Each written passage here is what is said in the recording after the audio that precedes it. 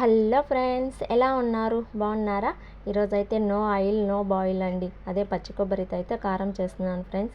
పచ్చి కొబ్బరి అయితే కచ్చా పచ్చాగా అయితే ఇప్పుడు మనం దంచేసుకుందాం ఫ్రెండ్స్.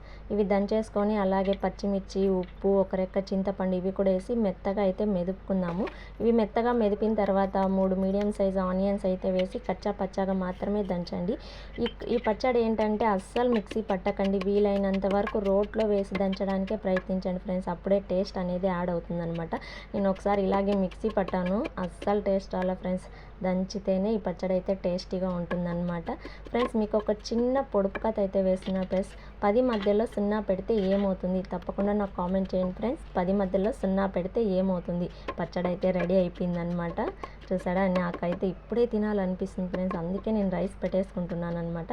ఇది రైస్లోకి, చపాతీలోకి, దోశలోకి దేంట్లోకైనా చాలా బాగుంటుంది ఫ్రెండ్స్. ఒక్కసారి ట్రై చేయండి. నచ్చింటే లైక్ చేయండి, కామెంట్ పెట్టండి, subscribe to my channel friends.